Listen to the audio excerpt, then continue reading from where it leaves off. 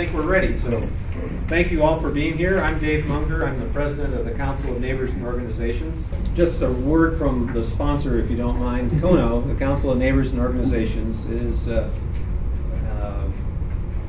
organization that brings together all neighborhood organizations in the city and the county. We've been around for about 40 years, I think, Jan? Anyway, Jan Dorn is one of my predecessors as president. She currently is the director emeritus for the Council of Neighbors and Organizations. So CONO's purpose is to defend and preserve and protect neighborhoods. That's our #1 reason for being. And we do that in a variety of ways. Right now, we are working with 4 different neighborhoods to help them reorganize. We've got Sheena Pasco here, who's part of the Ivywild neighborhood and helping to regenerate, reinvigorate that neighborhood. We have 3 others that we're working with. We do that relatively regularly, although 4 at one time is a fairly big deal for us. It's stretching us a little farther than we're used to. We also, however, are, I think, the second major reason for our existence is the promotion of the public process. We feel we are a major defender of the public process in this community, both in the city and the county. And when we feel that the public is not being afforded enough opportunity to be involved in decision making, that's when we also tend to open our mouths and take action. So if you have a situation that you'd like to see your neighborhood become more vigorous, or you need help organizing a neighborhood, please let us know. And if you think there's some time when the public isn't being heard or is in danger of not being heard, please let us know. You'll find us an ally in both of those cases. And then I'd like to introduce our speakers, and thank you all for being here. I know none of you get paid overtime, so I appreciate very much your being a part of this. I'm going to start at this side, but that's not the order in which they're going to speak. So Andre Bracken is the county chief engineer. Dan Stewart is a lawyer in private practice, partner in his firm. And Dan is former mayor of Manitou Springs. Dan's here primarily because he and Bert Draper and I actually are the co-chairs of the Chamber of Commerce's committee. Is that what we're calling this? Steering committee on the extension of the RTA. Kathleen Prager is, Kathleen, I still don't know the full title, so. It's gotten easier, it's just transportation manager. Transportation manager for the city of Colorado Springs. Keith McCafferty, with whom I've worked with all of these people on and off, but Keith and I have been partners in crime when it comes to one of the county committee. And Keith is the mayor pro tem of the town of Rama. Thank you for being here. And Tom Harold is the current chair of the Citizens Advisory Committee for PPRTA. And Tom's been in that position since Jan left that position, Jan Dorn. Actually, before that. Is that right? Before that also, I've been since the inception. Okay, very good. So Tom now is going to our agenda, Tom is going to talk about the history and operation of the PPACG. Kathleen will talk about achievements from the city's point of view and plans for the future. Andre will talk about the same sort of thing for the county. Keith's going to do the same thing basically with the town of Rama, and perhaps we can even talk a little bit about Calhoun as well, since he knows an awful lot about that. And Dan's going to tell us about the Chamber's plans for promoting the extension of the RTA. And Tom, it's all yours, and it might pass some stuff out first. That'd be great. I'll go ahead and start. Again, my name is Tom Harold. I'm the chairman of the Citizens Advisory Committee for the Pikes Peak Rural Transportation Authority. I have been on the committee since the inception. I remember sitting in a conference room upstairs, and Jan Dorn actually was one of the members, 2 of the original members, and I hadn't been involved in anything in this community at all other than growing up here. And so I was kind of a doe-eyed kid sitting up there wondering what was going on. But I think I found my feet, and I've been doing pretty good as a job as chairman. Jan was the chairman for a while, also chairwoman. And I enjoy the work I do with PPRTA. Anybody, I'm assuming everybody kind of knows, but maybe not. Pikes Peak Rural Transportation Authority was voted in November of 2004. It's a 1% sales tax that we pay for transit and transportation improvements. It's broken down 55%. The 1% sales tax is broken out 55% for capital, 35% for maintenance, and 10% for the transit, the Mountain Metro system. There was an IGA that established that intergovernmental agreement that established those rates. Everything that was in the ballot initiative told about the formation of the board of directors, which we have, which is made up of, originally it was the City of Colorado Springs, El Paso County, Manitou Springs, and Green Mountain Falls. Since then we've had the town of Rama vote and join us, and then recently we had the town of Callahan. They also voted and they'll be joining us and coming on board, so we'll have a new member coming on for the reauthorization, which everybody's talking about for November. The board is made up of voting members of the elected officials, council members from the City of Colorado Springs, county commissioners from El Paso County, and council, I guess it'd be council, town board from Rama, Manitou Springs, and then Callahan will come on board. The Citizens Advisory Committee is made up of citizens. It's people that are volunteers. We put in our names, we're selected, the board of directors votes on us, or we're nominated. The CTAP for the City of Colorado Springs, the HAC, the Highway Advisory Commission for the county has members. There's at-large members.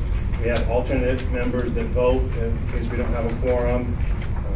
And we act as a liaison between the community members and then the board of directors.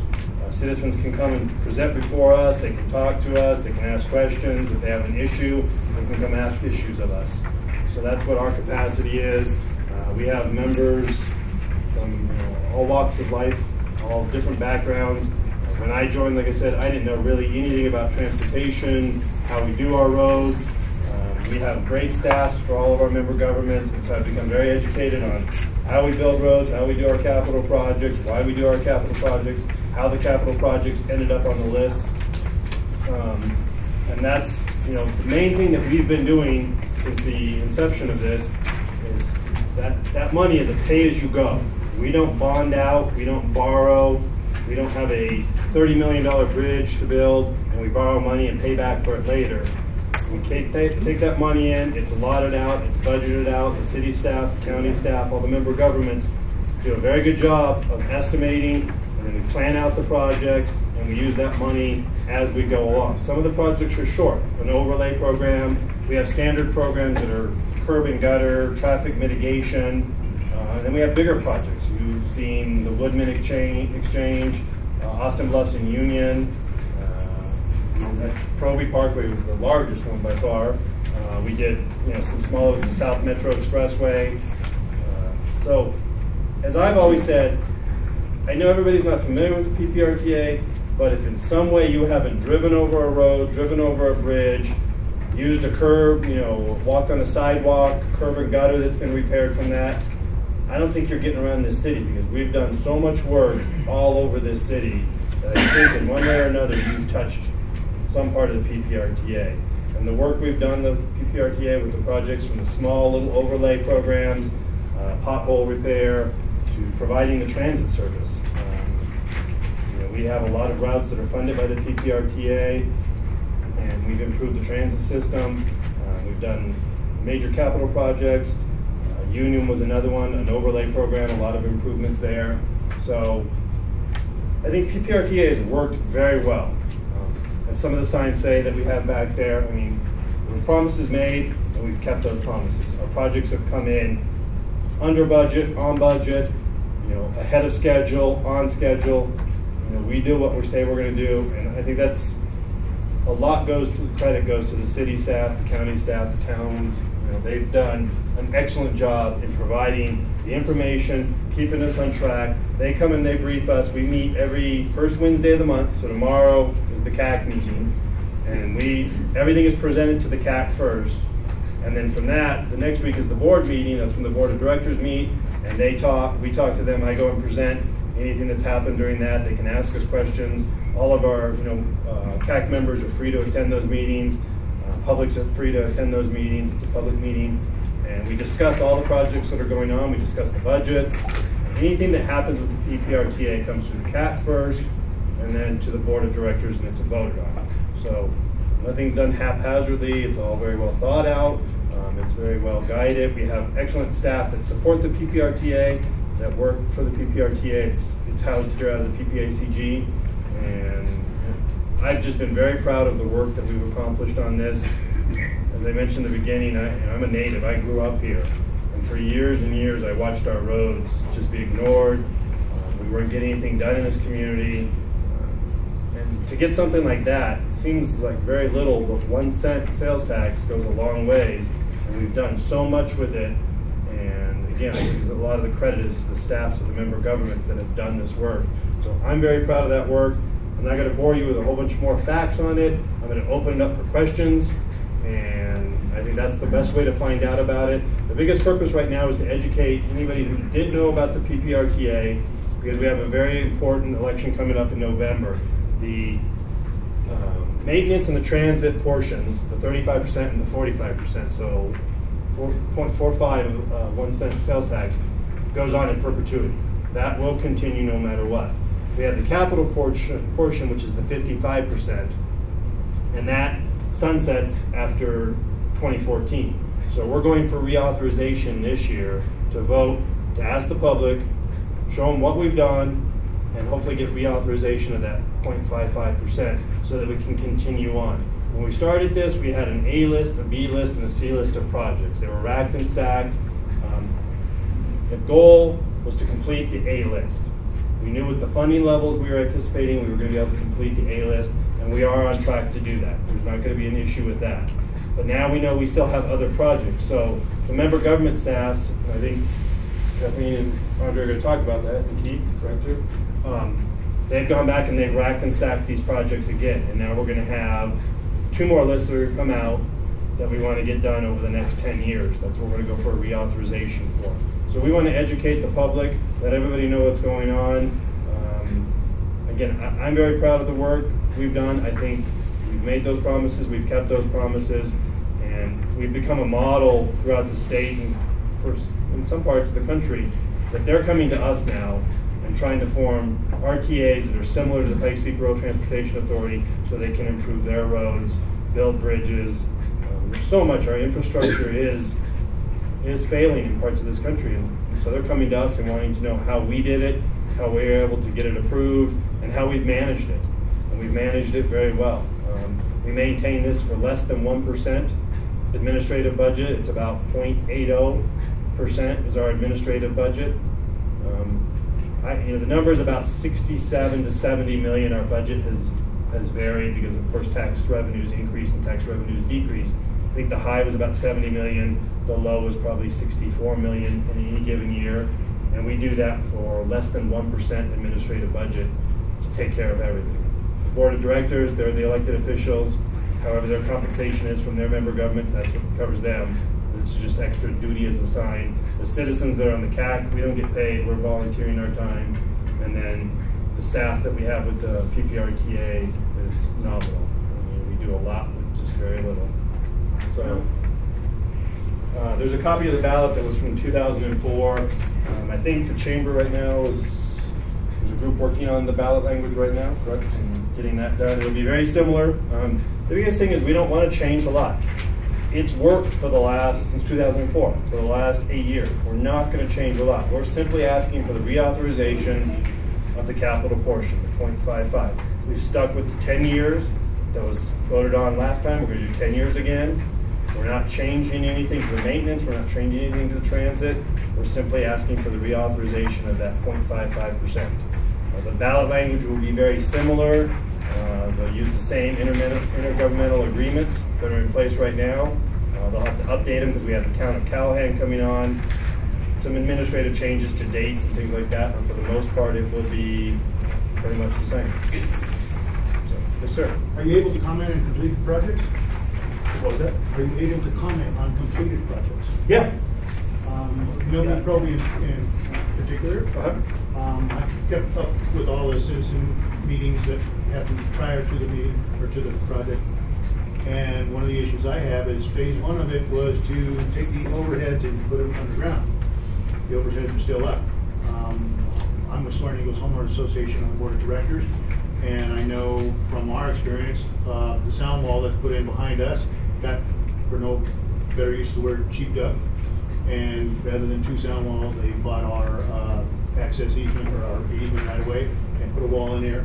I'm wondering why the overheads didn't get put down underground. Okay, I'll have to ask, who we have from? Is Mike still here? Is Mike Chavez still here? No. And that was supposed to be phase 1 of the project.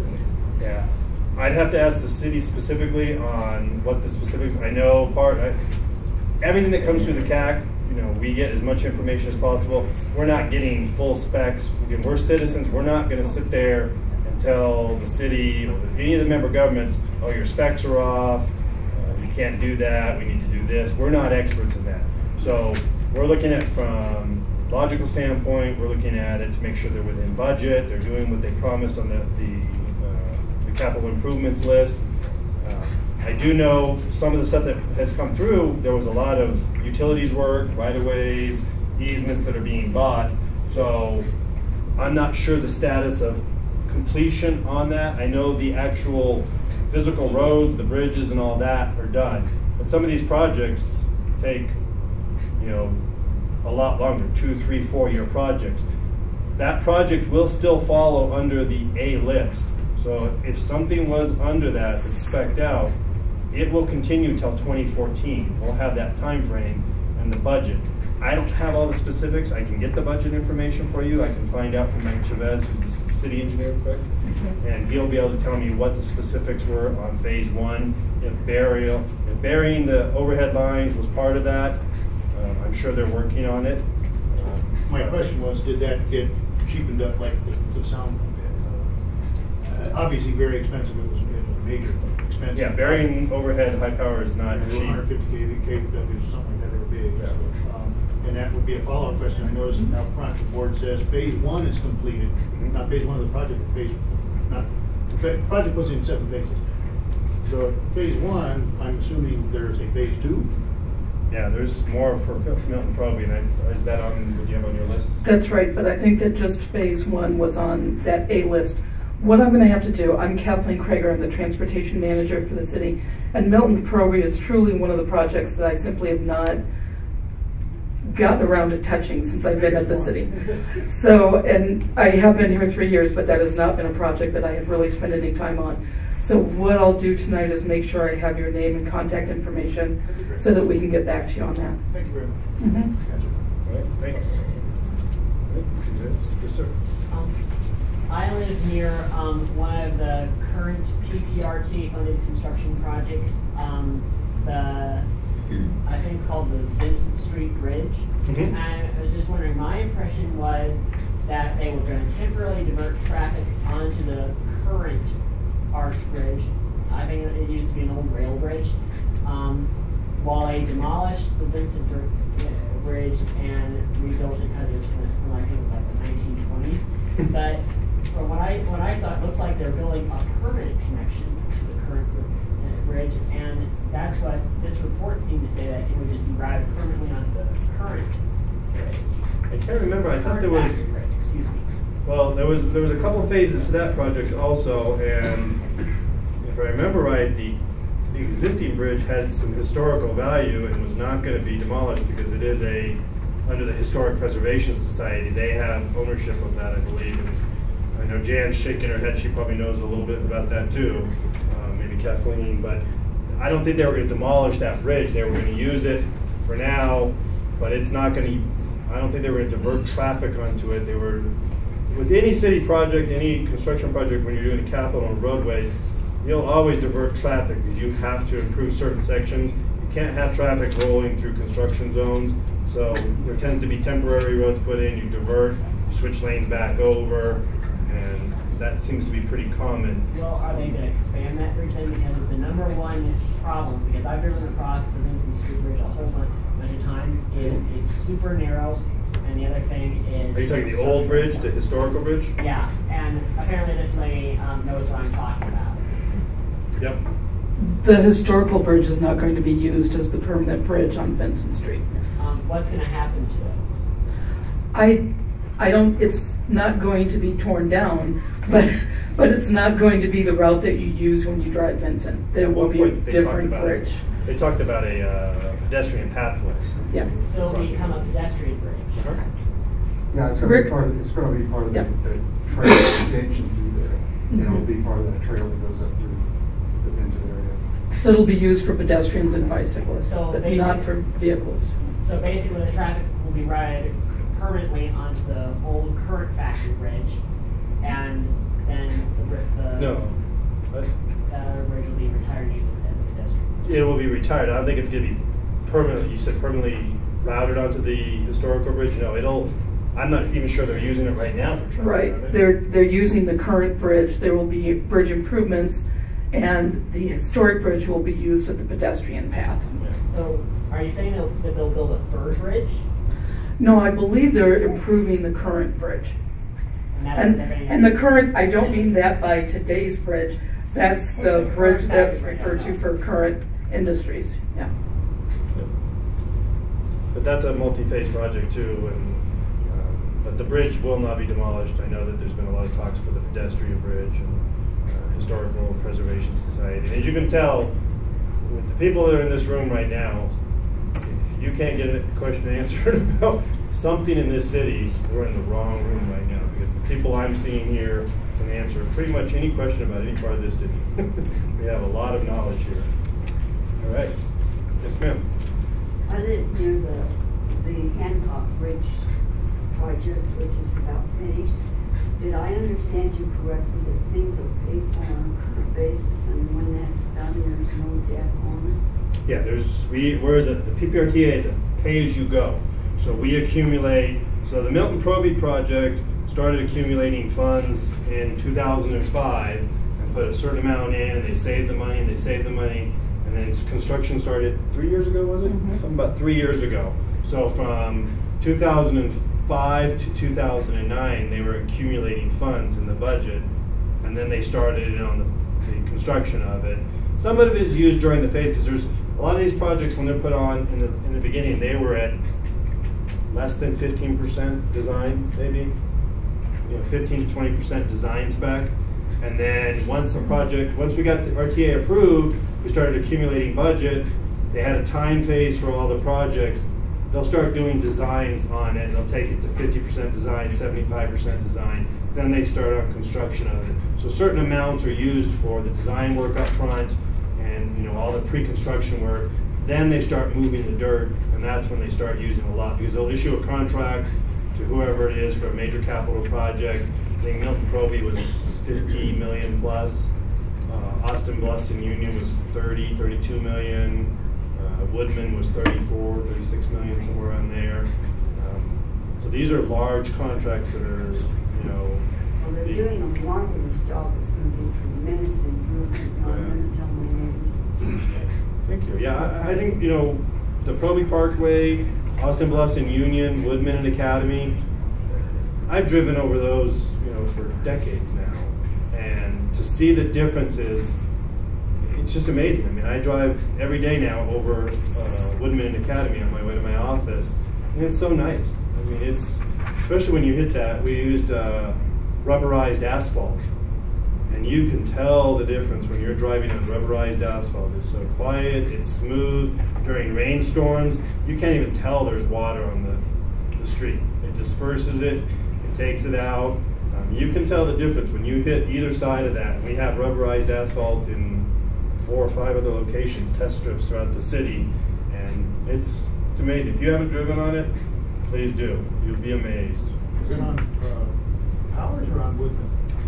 Woodman, it starts right by the Sam's Club on the east side, and it goes to about where Ent is, that turn off there, and I mean, huge difference. Drive it, pick a rainy day and drive it. You'll be amazed. You can see the color difference. Oh yeah, yeah, it's quite amazing. Yes, sir. Agenda? Yeah, did you say that the 45% goes on in perpetuity? Yes. Yeah, the 10% for transit, 35% for maintenance that was part of the original ballot language, and it goes on for perpetuity. So, yep. So right now we're just going to vote for reauthorizing the capital portion.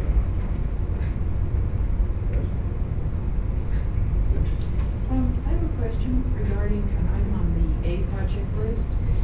It's in Colorado Springs. And I think it falls under this heading, traffic signal reconstruction, traffic signal system upgrade, 60 locations. Yes. And my question regarding that is the intersection of Platte and Circle. Is that going to be included? And the problem with that is, because we live in the area, drive that regularly. And the problem is during normal, just daylight hours as opposed to rush hours, on Circle northbound, between Visu and Platte, there's a traffic backup every cycle of the signal. And I've tried a couple of times over the last couple of years to get something done about that, and so far it hasn't happened. And is that included here? The signals that are listed under traffic signal rebuilds, that is really not a capacity increasing project. Those signal rebuilds are for our signals that are very old and outdated equipment, or they have been damaged by traffic, or the signal poles are in the wrong locations due to street widening, that type of thing. And those are new signals that will be going up because the equipment is very old. What's happening at Platte and Circle is a capacity issue. So it would not fall under that list, but it will fall under another. We have several projects that we're able to pull money for improving intersections due to capacity and delay problems. We also have a project on Platte looking at what can be done for Platte for a longer stretch. So we do have a couple chances to look at Platte and Circle, but more likely Platte and Circle will end up being a specific intersection under our traffic congestion problems. Okay, because it's only northbound Circle, both lanes, not southbound. And you can go there at 1 o'clock in the afternoon, and sometimes it's backed up beyond Circle, beyond Visu, south. And It is. The only thing I can figure, now I'm not an engineer, so I don't know, but it always seems to me like it's the timing of the signal for northbound Circle. I don't know. It also could be that, and I'll take a step outside of PPRTA for a minute and tell you that the city will start working with some federal grant money this year for an advanced signal detection program, which makes our signalized intersections much more efficient to use. And I believe that that is on one of the corridors that we'll be looking at for advanced signal detection as well. Any other questions? Yes, sir. I have a question on page 4 of your list. Under this list, like under Colorado Springs, you identified the bridges, but then under Green Mountain Falls, there's no identification of what bridge, what replacement. How come bridges are? Colorized version? Yeah, I can answer that. If you notice on the A list, the very first page under the bridges, look under the E's, Colorado Springs has an emergency bridge fund. Okay. And that's a fund that Colorado Springs is putting together because we've been surprised in the past. You think a bridge looks good, and all of a sudden, one morning you wake up and the deck has opened up and created a big hole, and you said, where did that come from? And nobody really guessed that that was going to be a problem bridge.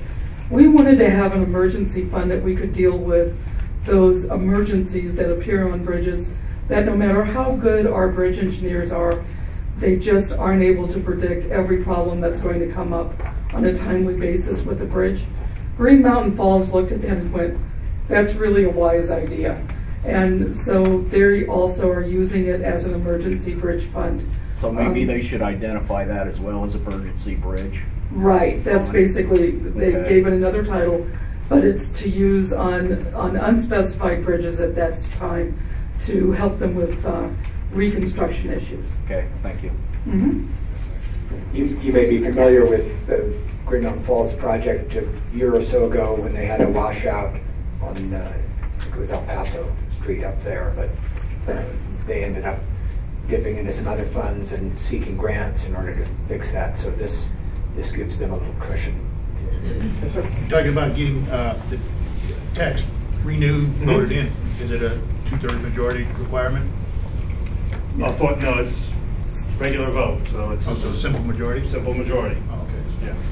Taxes are it's hard to pass taxes lately, so. It is, and And that was going to be my closing comment is, you know, why should you vote for it? I mean, I'm not here to tell you to vote for something. I never will.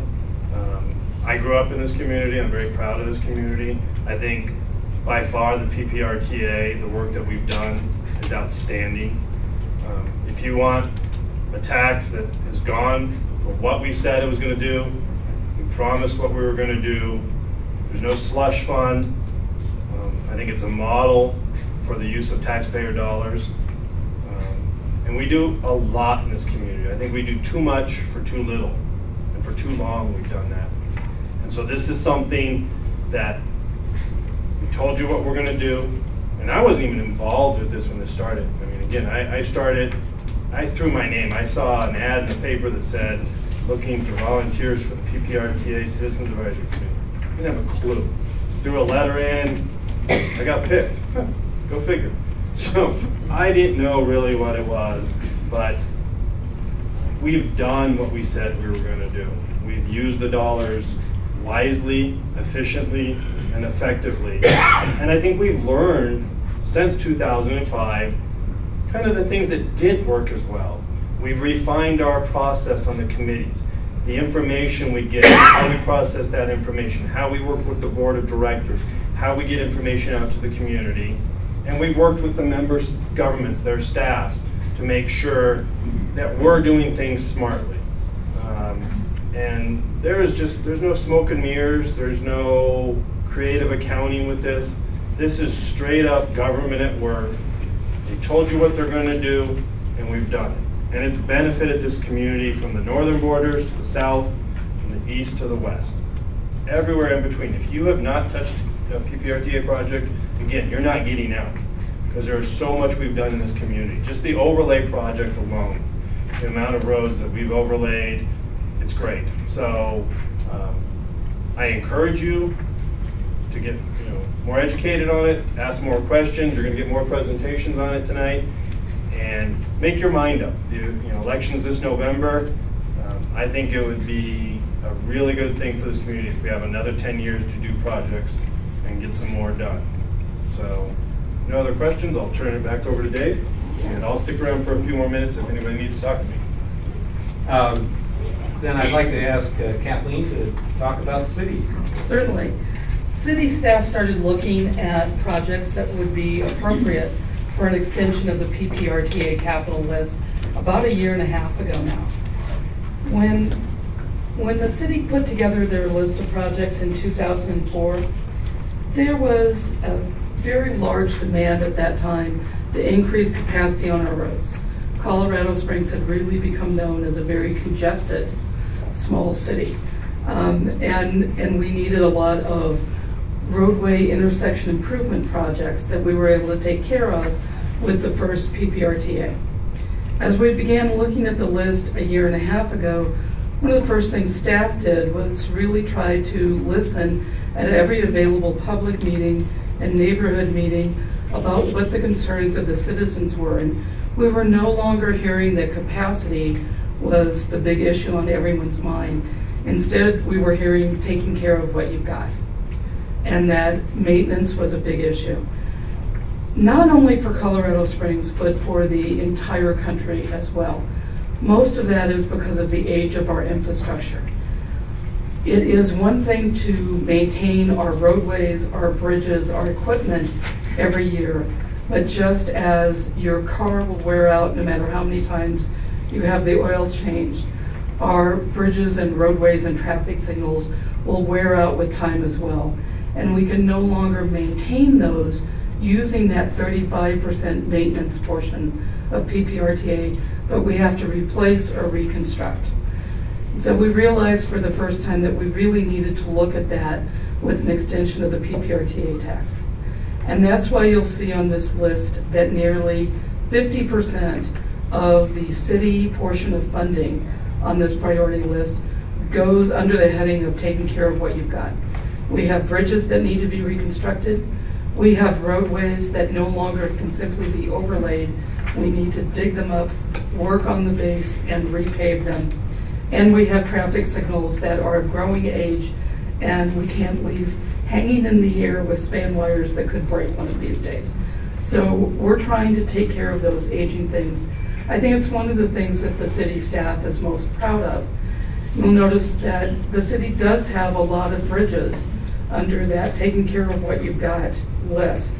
And you might find that surprising, except when you look at the city as a whole to find out that we actually have about 450 bridges and small structures in the city. And an average structure we try to build, you used to say about 60 years, now we're trying to stretch it out to say, you know, a bridge should be able to last 100 years if we're taking good care of it. Well, we were funding them a little less than one bridge replacement a year. So continuing at that level meant that somewhere out there, there was a bridge that was going to have to be 450 years old before we ever got around to touching it. I'm just not sure it was going to stay in that good of condition for that long. So staff did a very careful analysis of the bridges and structures that we have in the city. And we have really put on this list the structures that we think are critical, that really need to be either replaced or have some major reconstruction in order to keep them open and keep traffic flowing on them through the year 2025. Now, it's not all reconstruction work. We have other things to do. We still have capacity issues, and we still have safety issues. So there's a whole category of saving lives, saving time that we wanted to look at. And it's broken down into 3 areas. Working on existing roadway corridors, providing some new roadway links, and improving roadway intersections. And all 3 of them have things that I think can be really beneficial to the city. And I wanted to just touch on a couple projects that in the last year and a half I've grown particularly fond of. So in the roadway corridors, my favorite project has to be Colorado Avenue, Manitou Avenue, and what we commonly refer to as no man's land. The city, El Paso County, and Manitou Springs is actually studying this roadway this year to determine what the appropriate design of that roadway would be.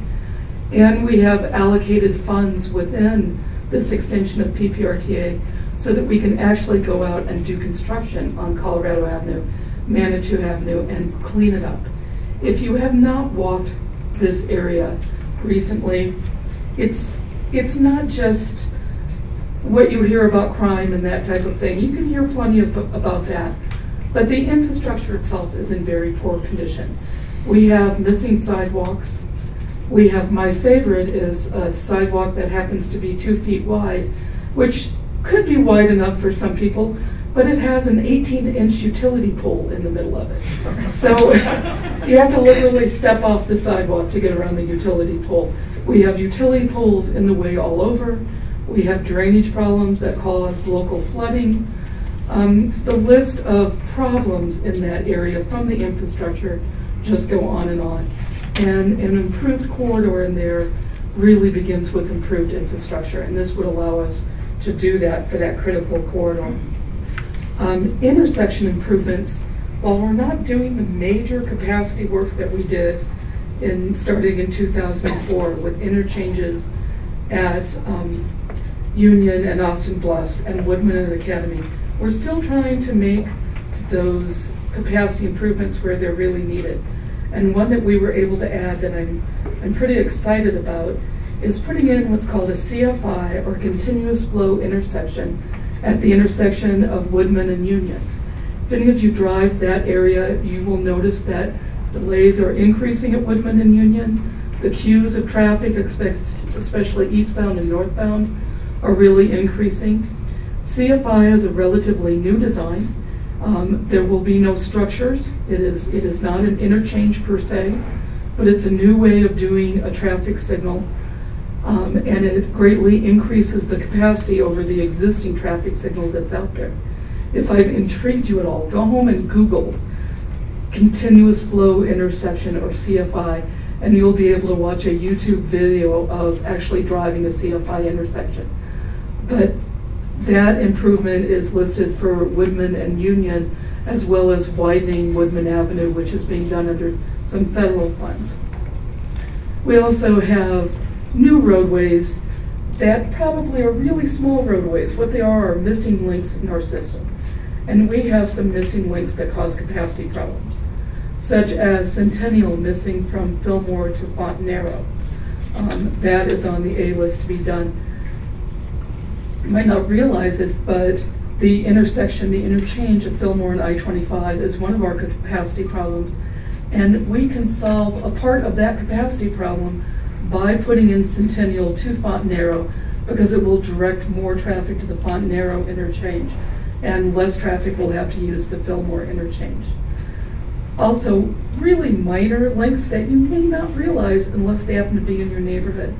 Ted Avenue north of Dublin is missing for about 2 blocks. And you have to switch over to Templeton Gap, which is a 3/4 access, and then you get back to Ted. Ted will become a very good alternative route to Powers Boulevard when it is completed, but we're missing those 2 blocks that have not been developed, and so Ted isn't there. That's on our list to put in improvements like Ted. The final category that we looked at was with the realization that people in the city get around the city in all different manners, and that this is a rural transportation authority, not just a roadway project. So we do have transit, bike lanes, sidewalks, and trail projects listed as being funded on this project.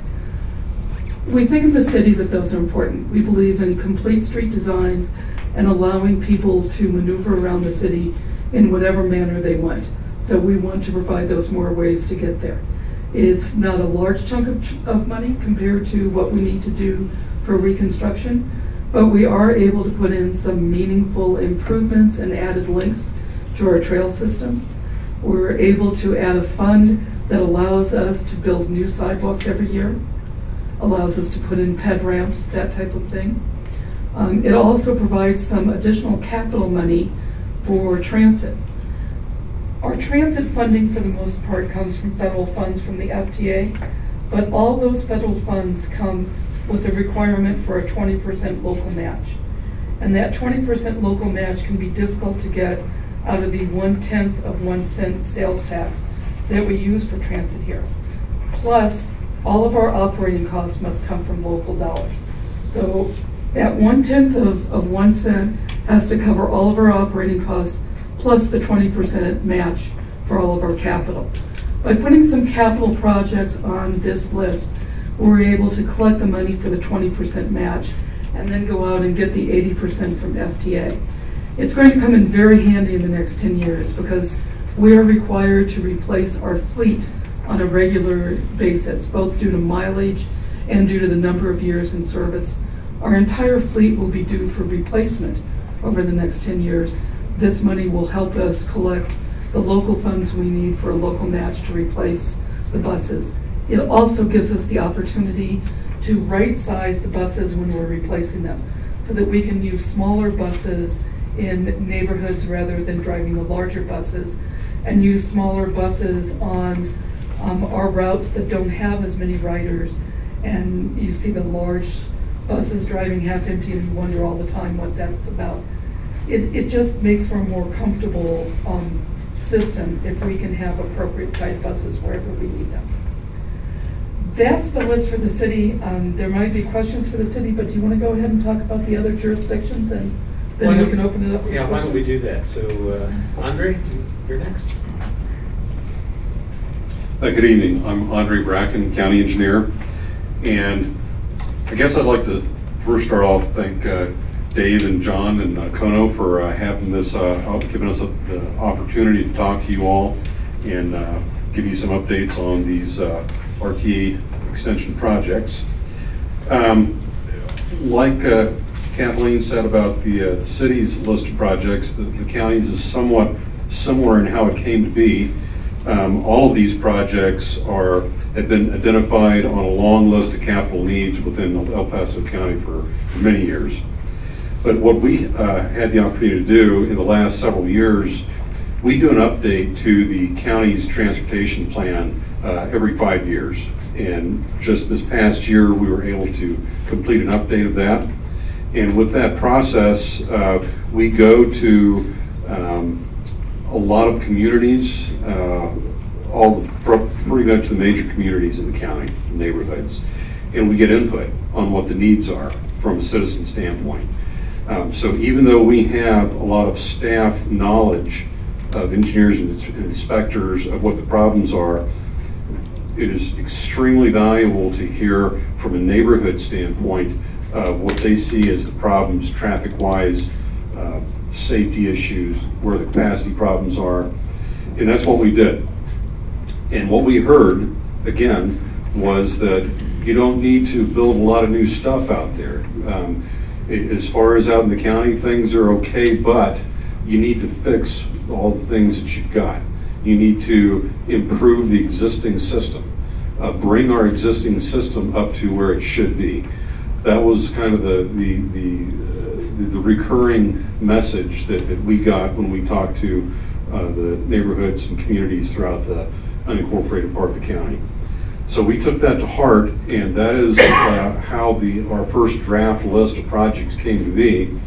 And we took our draft list to various citizen committees. In the county, we have what's known as the Highway Advisory Commission, and we took it to that group several times, and they had their chance at adding elements to the project list, and it continued to go through the process. And I think we've got a very strong list of projects here that represents truly a kind of a grassroots kind of effort of important projects that were important to the citizens out there.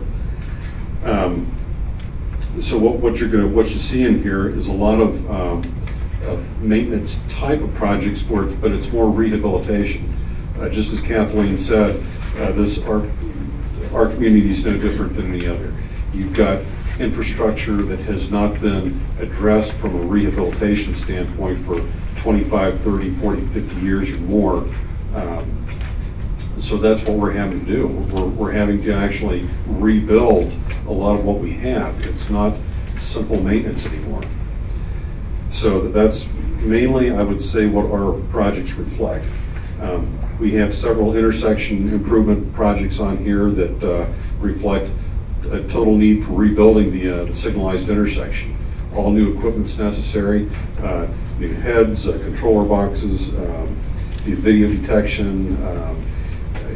You're just seeing a total need for a complete reconfiguration of the intersection, ADA compliant improvements for crosswalks and pedestrians, addressing multiple modes, bicycles and other modes of transportation other than vehicular. That is something we typically look at with all our projects. As far as, I guess I'd like to say something about our accomplishments with the current RTE projects. And I'm not going to get too much into the exact projects because I think a lot of you actually know what they are out there, but I'd like to make a mention about the process that the RTA allows us. What it does is it provides for a level of accountability and integrity of getting these projects done that you don't find in typical government. With typical government, you've got a lot of needs out there that are competing for those same dollars. Now, within transportation, there is programs and funds that protect those dollars for transportation needs specifically, but it doesn't work as well as the RTA does in doing that. So truly, if you want to see roads completed, this is the kind of program that you want. There isn't an ability to take this money and use it for something else. It's only going to be spent on the projects that you vote for. So that's the plug I would make for the RTA process. I have not seen a level of accountability and integrity in a road construction or transportation type construction process in government as I've seen with this particular type process. A mention about some of the specific projects. We have a couple of projects here that are basically they're interstate frontage roads that now the county has to deal with. Beacon Light Road, and then on the other side of the highway, Monument Hill Road. And these are up on either side of I-25 in the Monument area. We got these basically, well, we got the Monument Hill Road as part of a swap agreement with CDOT. CDOT got all of Powers Boulevard. The city and the county got other prior roads that were prior maintained by the State Highway Department. These are real issues because now you've got what functionally, it used to function for one purpose, which was basically providing frontage to the interstate. Now they are heavily traveled collectors that you have residents on, you've got schools on them, but you've also got that interstate truck traffic that is still getting off the interstate and using these as frontage roads. This is a huge traffic issue in the county, and I'm proud to say we were able to get these on the A list. Very important projects. Another project is our South Academy Boulevard project down south. Another highway that was at one time a state highway that has come into the county system. And we have widened at South Academy, a portion of it in the current program from 115 over to I-25. The next segment of this planned is to go from I-25 over to Bradley Road, but it actually kind of completes that expressway concept over to Proby Parkway. So very importantly, it's going to add another set of lanes. This is one of our capacity projects that what it'll entail is adding a lane on the bridges over Fountain Creek. And it's probably one of our biggest challenges in this upcoming program.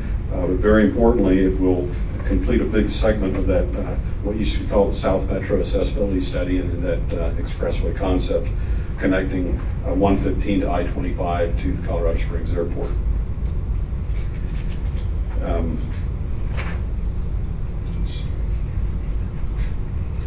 Another one we got on here is Eastonville Road. Now, this is out in the Falcon area. Eastonville Road is one that is basically a rural arterial that we've seen a lot of growth in the Falcon area, and we need to upgrade this road in a portion of it from a gravel road to a paved road. Typically in the county, you'll see a lot of need for this, but we just don't have the funds in Road and Bridge to do much of this.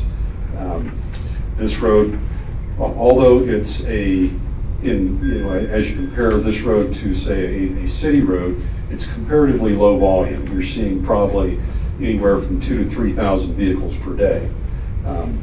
But it's a high speed type road. It's 45, 55 plus. And we're having a lot of issues with that. And we're looking at we want to upgrade about 5 miles of Eastonville Road. And it's basically a safety upgrade from a gravel road to a paved highway. That pretty much completes what I wanted to talk about. And I guess I turn it over back to Dave, and I'll be here to answer questions that you might have on the county system. And we'll get to the questions, I think, pretty soon. Keith, you're I'm up. Short list here. Raymond, we're going to do a chip seal overlay of existing asphalt we have. This is, we're trying to maintain what we have. We're the smallest entity, and therefore our percentages are much smaller, and we're trying to get the most bang for our buck.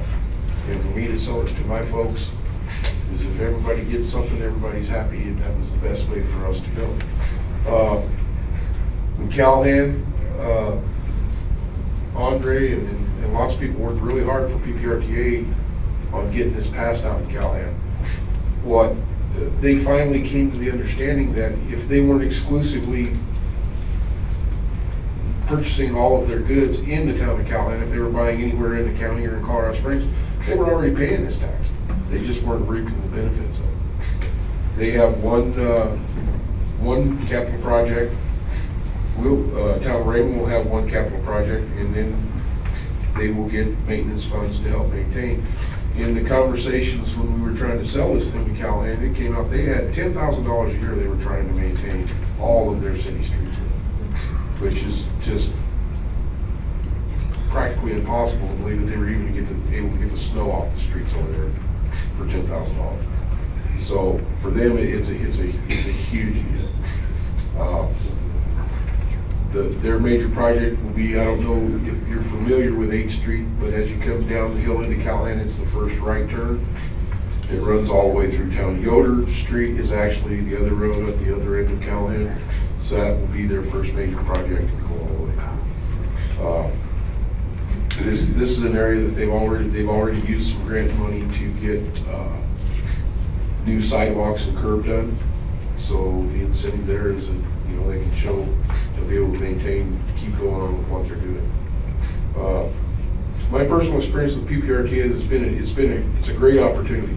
It's been long overdue in the Colorado Springs and El Paso County. It's a source of funding that is just transportation. The city, the county, us, we can't move that money and use it for anything else. It's specifically for these transportation issues. The smaller entities, I know there was some worry that the smaller entities would drive the PPRTA to do things, and that's not the case. That's not we don't even have the ability to do that. These percentages are set down in the language of the IGAs. It goes on population. We're only getting the money that we're entitled to by our population, by the tax that we pay for ourselves. And it's not impacting, you know, the Springs or El Paso County. So there's no reason for anybody to get worried about that. It's just very positive. And the thing to remember is it's an extension. A lot of people want to think of it as something new. It's really not. It's just it's an extension of an existing situation. It's not a new thing that we're trying to bring on board. It's continuing on with a very successful program that's been looked at a state and federal level. They've come to see what we're doing and going, how are you doing this? And how can we make this work where we're at? As been said earlier, I encourage you to go around and look. Even out in our neck of the woods out in the county, there are a lot of PPRTA funds being expended on roadways and overlays and stuff that have been long overdue. And you will find that travel out there is a lot easier now. The upgrade, the safety, anything that we can do for the safety of the citizens, I think we owe to that. And in my opinion, this has been something that's worked very, very well. And let's not try to change it. Let's keep it going. That's what I've got. Thank you, Keith. Dan? All right, thank you, Dave. I'm Dan Stewart. I am co-chairing the Chamber's steering committee to extend the RTA. I also chaired the effort to form the RTA back in 2003 and 2004. And so I'm just delighted to see the improvements that have been made, the follow-through that's happened. I was also a little relieved when I walked in this evening. Dave told me he was inviting me to a Transit of Venus party. So when I got here and I didn't see people staring at the sun, I thought it was probably a good sign. The one feature about RTAs is that in the law, ours is a rural transportation authority, and that was in legislative speak, anything outside the Denver metro area is rural. But the law changed. Now they refer to them as regional transportation authorities, but one of the features of those is that it requires more than one jurisdiction to get together and form this kind of association. So in our case, we have a number of jurisdictions, and Tom mentioned before he left that we serve as a model for others. It's an interesting model. After the first one was passed, I traveled to a number of places around the state, spoke to the Denver Regional Council of Governments, spoke to the North Front Range Council of Governments, spoken to officials in Douglas County and on the Western Slope. They were all interested in this model, and they tried to figure out how we made it work here. And so I'll applaud Kathleen and Andre, even though they come to the process after the RTA was formed, the RTA requires cooperation among governmental jurisdictions, and we have wonderful cooperation here in this county. So I think we can all be proud of that. The other jurisdictions that I've spoken to have not yet been able to put an RTA together, and they get close and they start squabbling among the jurisdictions. It happened in the North Front Range. They couldn't figure out how to make it work and have everybody feel as though they were getting a fair share. So we've been able to do something that really nobody else in the state has done to date, and so keeping this going is really essential for us. So Dave wanted me to mention what the Chamber's working on here. The RTA is obviously important to the business community. It's important from the standpoint of taking care of what we've got, but also it's a matter of having good access to I-25. It's a matter of economic vitality. It's a jobs issue as well.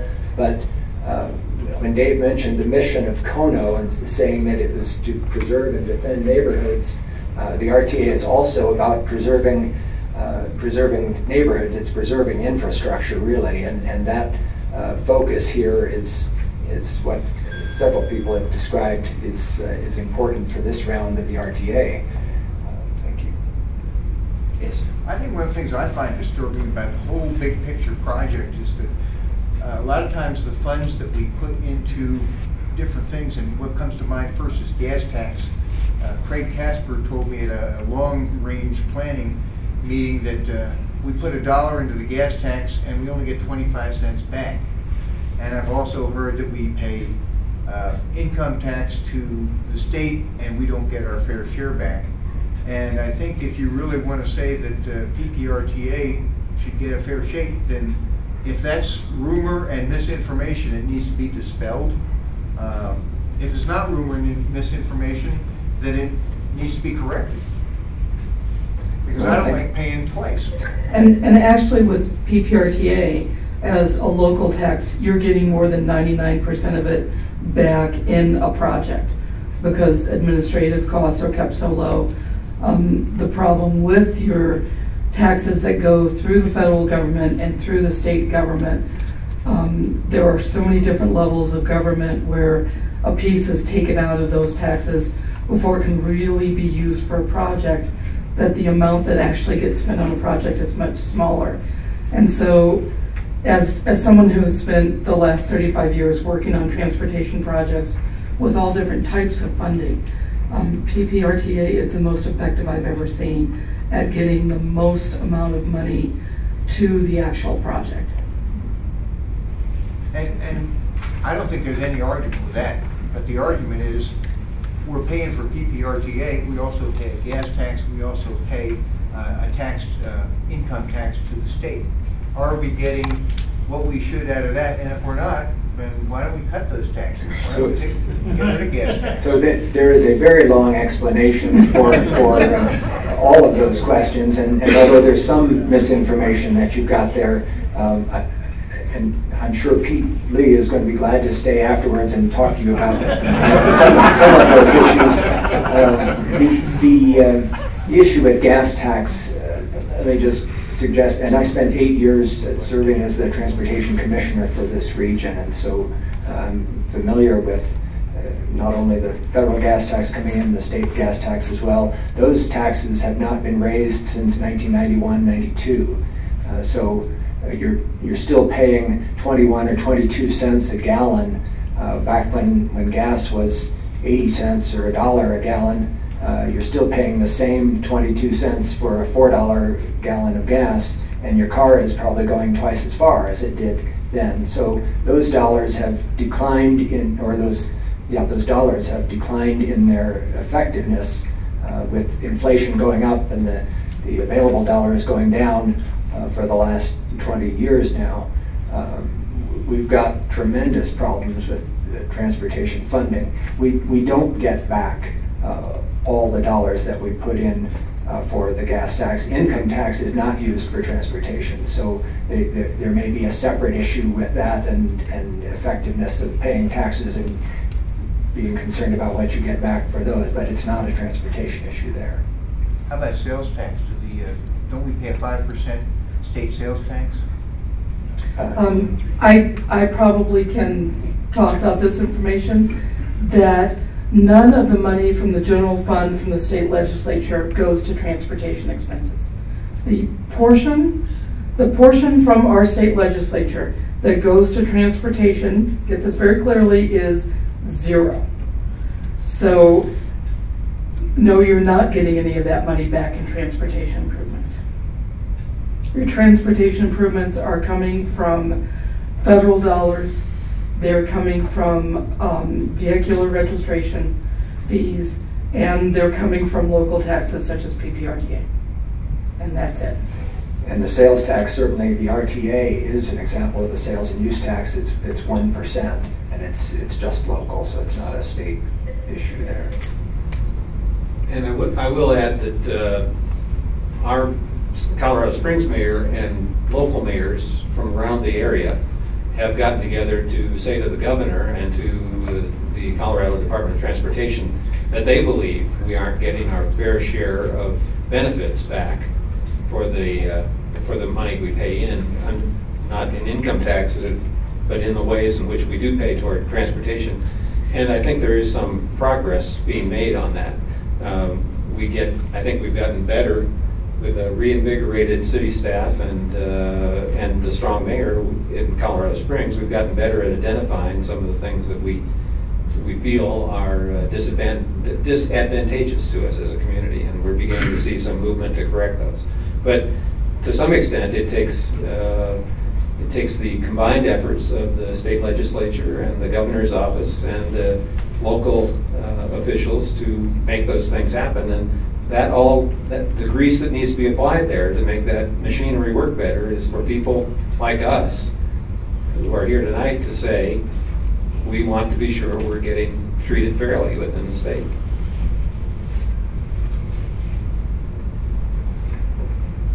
Maybe we need to add another banner that says, that lets people know what we pay here stays here.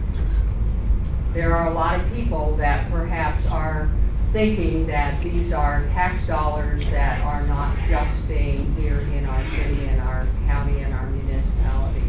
I like that. That's good. Thank you, Jim. Any other questions or comments? John? Just a general one, Dave. Could someone explain the map behind you, or what that means? I'm sorry? Could someone explain that display behind you and what it does? Kathleen? Certainly. We have a dashboard set up that currently it has city and county projects. We will be adding projects from the other jurisdictions as well. And as soon as we have all the jurisdictions added to this dashboard, it'll be made available on any website that wants to carry it. So it'll be on the city website, I'm sure the county website, and probably PPRTA's website as well. It's a very user-friendly dashboard. You may come up and try it here on this computer or play around with it once it's available on the website, hopefully by the end of this week. And what it does, it allows you to look at all the projects in the entire region so that you can get a feel for how the projects cover all of the region, and they're not just concentrated in one area of RTA. You can also sort the projects by type of projects, by location, all sorts of different ways.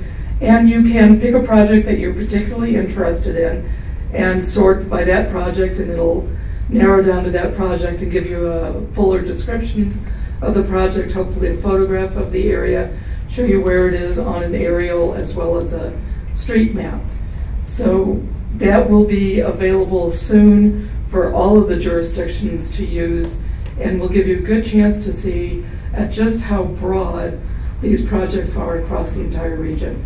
The one thing I will tell you about this list of projects compared to 2004, there are a lot more projects on this list. We looked at projects that basically cost a little less. We weren't looking at the really large, expensive interchanges. It meant we were able to put a lot more projects on the list. And I sort of defy you to find a neighborhood that doesn't have a project that's touching it somewhere. One of the results of that is that the ballot language is going to be about 1.5 pages long for this question alone. It's going to list every single project that's on this list so that the voters know they're getting exactly what they vote for. So if you are, well, regardless, encourage your neighbors and friends to say, to take a good look at this ballot measure and not to get turned off by the length of it. It's long for a very important reason and a productive reason. Other questions? I think, yes. Yes, I worked in the 2004 PPRTA to get that ballot passed, and I was rather encouraged, and I'm sure that in this next election cycle I'll work for it as well. I did a lot for the hand billing and the telephone banking and all that sort of thing, including going to several meetings and different organizations and all that sort of thing. And I think the RTA has really done a great job as far as what they really have proposed that they did.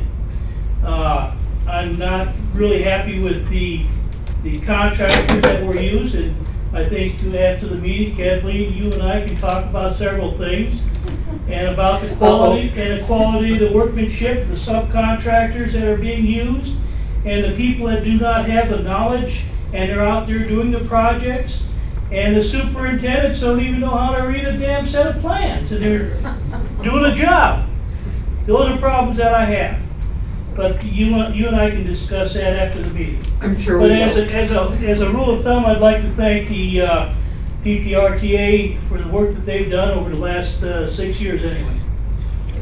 Thank you. I have kind of an observation and comment. I'm not sure that I have any solution, but it sounds like the root of your problem is communicating with the public. Now, obviously, the internet is a huge media device that's relatively inexpensive. It sounds like the problem is getting people drawn into your website or your Facebook page. Right now, Facebook's flavor of the day. It was MySpace 2 years ago, so who knows what it's going to be in 2 more years. So, just an observation, it sounds like you need to use the internet to your best advantage. Like I say, I mean, not free, but pretty near. But then the problem becomes, how do you get people drawn to your website? Like I say, not much of a solution, but just an observation and comment. Use the internet. It's huge. And certainly person-to-person conversation is equally important. Communicating. Yeah. There again. Yeah. Thank you. Other questions or comments? Charles. Oh, I'm sorry, Keith. Go ahead. Oh, go ahead. Charles. I would like to offer the possibility of some creative repairs for bridges instead of taking the abutments out, taking the superstructure out, and then starting from scratch all over again. It appears to me that most abutments are somewhat effective, and by some creative engineering, I think you could transfer the load to a secondary abutment and even use pressure grouted concrete under special formwork in an arch to remediate a bridge that may be wooden or concrete. And latex modified concrete is some kind of fancy stuff, but I'm not sure that we're receptive from an administrative point of view in our community toward solutions that are by and large outside of the 2 big contractors of our community. That's a very good point. And I will have to start by telling you that I'm a transportation engineer and not a structural engineer. And I've always considered transportation engineers to be sort of a little on the loosey-goosey and creative side, where structural engineers were sort of on the straight and narrow when it came to their design work. However, if you notice the list, it will list projects either as a rehabilitation or a replacement.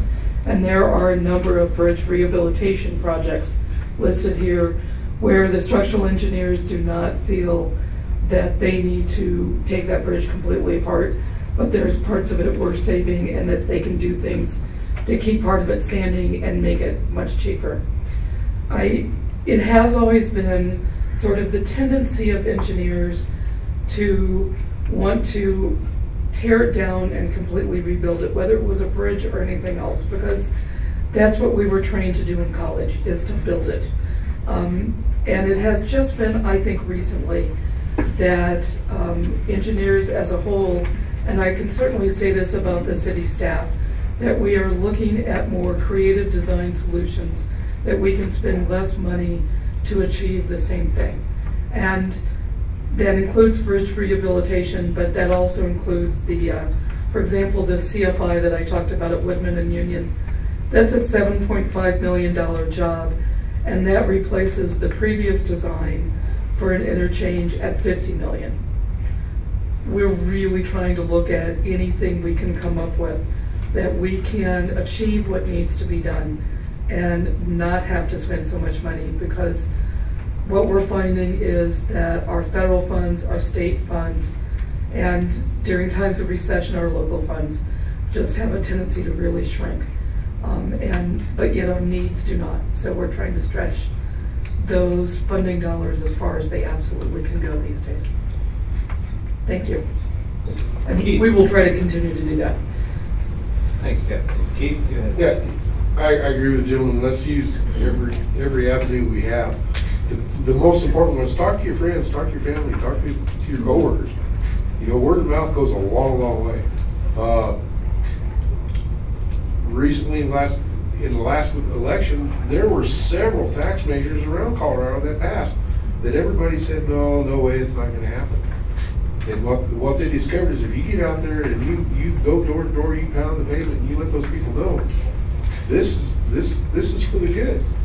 And it's, as I heard said earlier in this room, this is local money that stays local.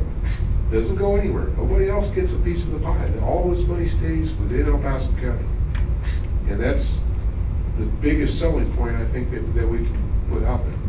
This is locally generated, locally consumed for our benefit. Pete? Dave, is the list of projects that are proposed for the extension, is that, to use the vernacular, set in concrete, or is it, can they be modified? Are there other projects that citizens could propose that the CAC and the board would consider? The board will be looking at this at their next board meeting, which is, what, Monday? No, Wednesday, June 13th, next Wednesday. However, and this has been a list that from a technical standpoint has gone through a lot of vetting. But there are board members, I listened to Dennis Heisey talk on Saturday about the potential of approving this list as I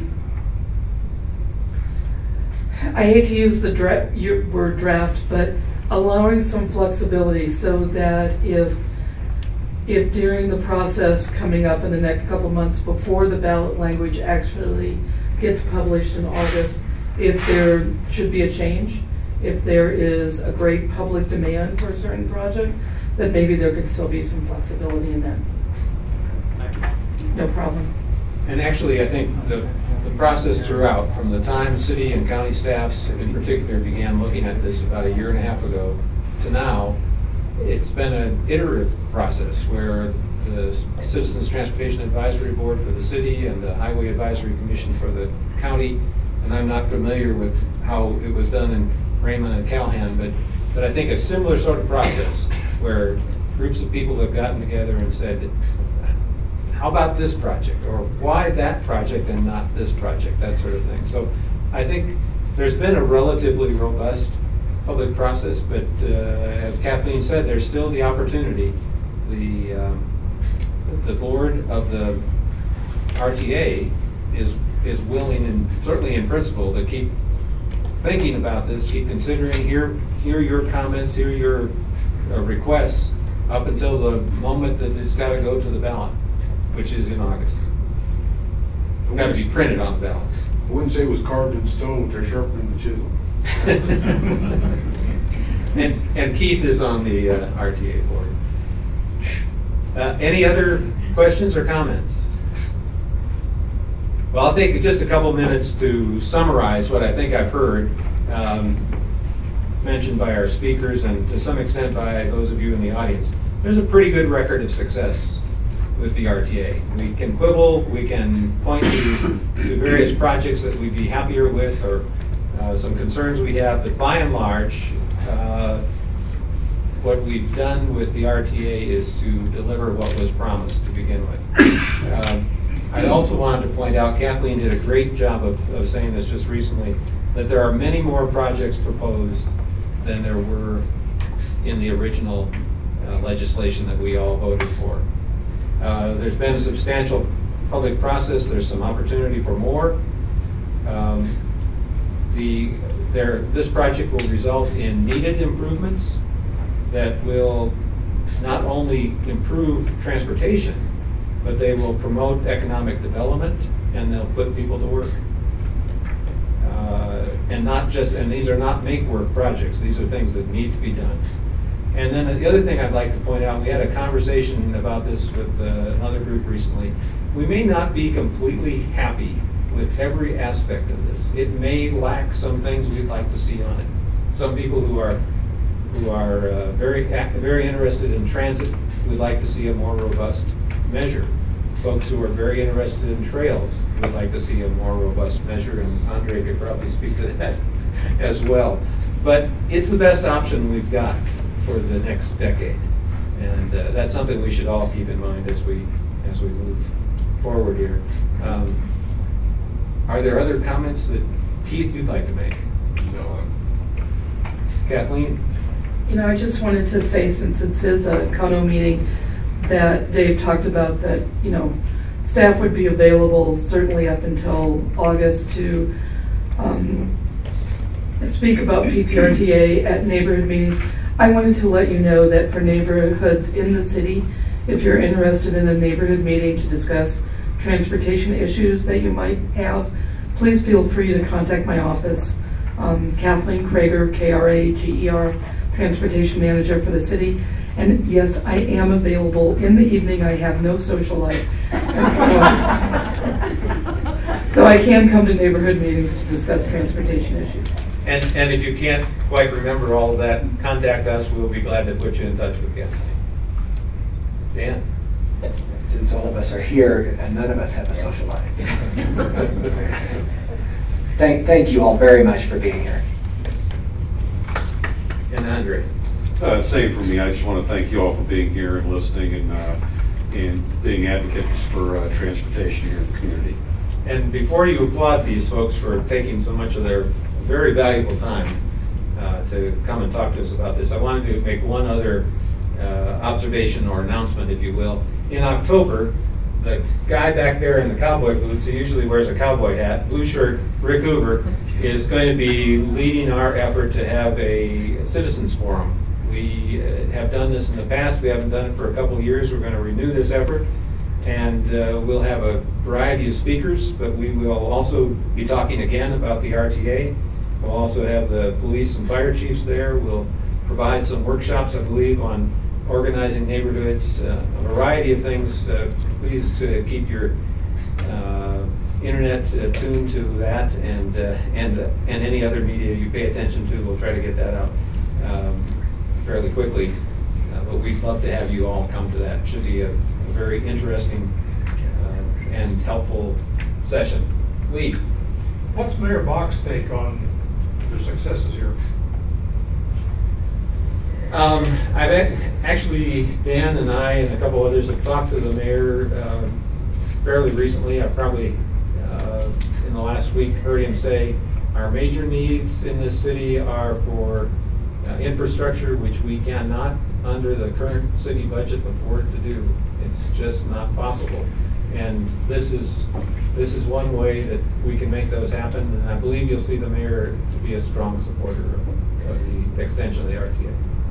As part of the mayor's staff, I can tell you that the mayor supports the extension of PPRTA. He does not view this as a new tax, but an extension of an existing tax, and one that has been very beneficial and useful to the city. So he does support PPRTA extension. He has gone through this entire list with me, thoroughly vetted the list, has provided his recommendations and given his nose plug to some of the projects I had on there. So he has looked carefully at this list and is supportive of it. Well, thank you all for being here. We really appreciate it.